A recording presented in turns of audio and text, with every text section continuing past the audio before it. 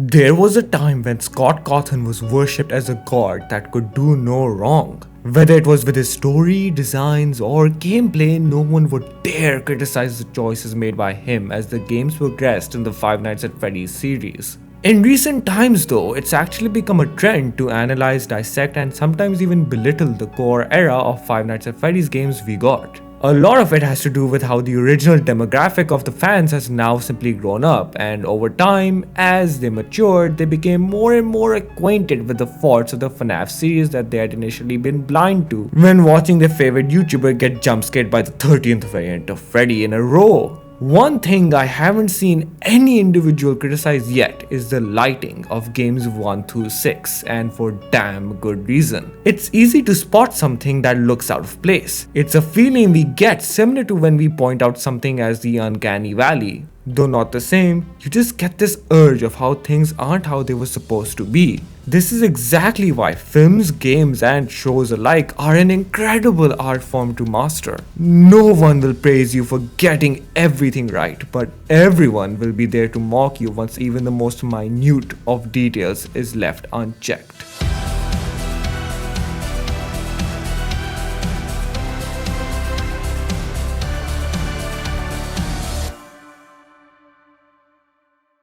FNAF has always been an excellent case study when it comes to the creation of an environment that resembles reality just enough, while at the same time treading against the edge of the uncertain and unknown, which creeps you out in all the right ways. Despite the popular notion, FNAF is not all just about animated characters going boo. The ambience, sound design, locations, and lighting all go a long way in delivering an unforgettable experience. Speaking of which, let's finally get to discussing the latter point, shall we? Now, even in the golden age of FNAF, fans were still quick to notice whenever one of Scott's designs or subsequent redesigns of the animatronics were a hit or miss. Moreover, even if the designs did pass the standards set by the first installment, chances were that they weren't very scary at first glance. Sometimes they weren't scary at all, and other times they were just a repainted version of past models. Scabs, wear and tear could only go so far too.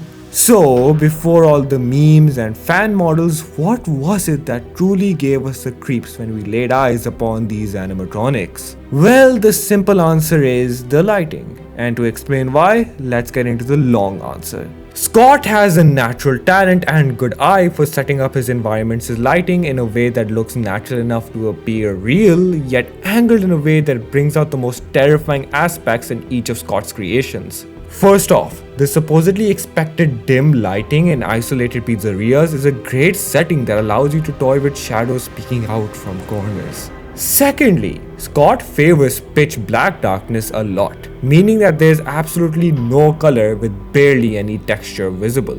This then lets him experiment with certain parts of an animatronic that are shown through different lights reflecting off of their bodies, while the rest of it is just left obscured in the abyss of nothingness. Talk is cheap though. Let me show you what I mean. Take this example of Freddy from the FNAF 2 cam system. The left side of his face and body are unseen, yet the positioning of the forward-facing angled light allows for his left pupil to shine through, and not only does it look horrifying, but organic as well.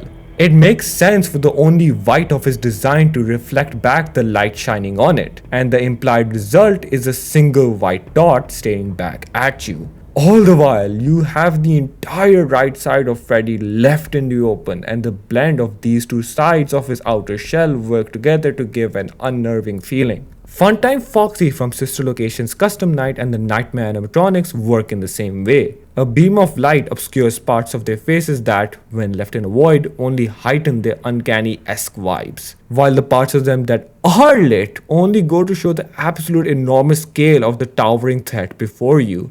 To be honest, this technique has been applied numerous times to numerous characters, and the end result slaps every time. The examples on screen should go on to show just what I mean. The next kind of style I'd like to highlight is the use of top lights and backlights that take the animatronics from being a looming threat to an all-out monstrous silhouette. Springtrap and Scraptrap are the best examples of what I mean. Just look at these renders of the formers from the third game. The light's origins make it so that the beam is either right above him or behind him, both of which make sense in a location such as Fazbear Frights. This brings out the shadows of his stature that illustrate him as a viciously mangled demon. Kinda ironic, isn't it?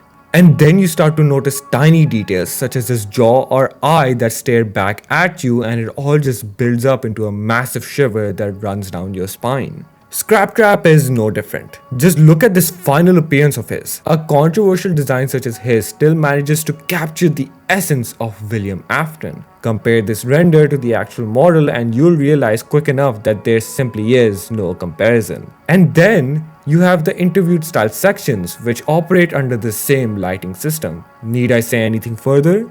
To close this dissection off though, we have the most magical way Scott has been able to deliver these masterpieces, and that is literally just by shining a light directly at an animatronic. Think about it. This works because the increased exposure goes to highlight just how lifeless these bodies of metal are. It reminds you of how both the exoskeleton and endoskeleton aren't what you should be worried about, but rather what lurks within them. Each of the 6 games have their own aesthetic, but none deviate too far from the way Scott has gone about lighting the installments. And that's a good thing. You know what they say, if it ain't broke, don't fix it. If you enjoyed this video, please do consider subscribing and leaving a comment down below. I love whatever you guys have to say regarding any of the topics I cover in my videos. In the meantime though, here are 2 videos that YouTube thinks that you'd enjoy. Give them a shot. I bet you won't be disappointed. Until next time, this has been Vexrus, and see ya.